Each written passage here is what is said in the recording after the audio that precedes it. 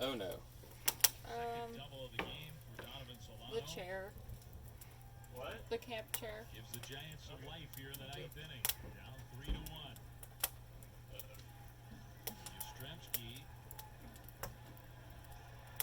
for his first at bat of the night.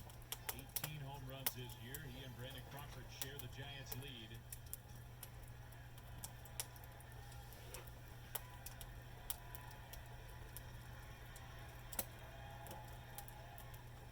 First pitch from Tyler Clipper Diaz is swung on and missed.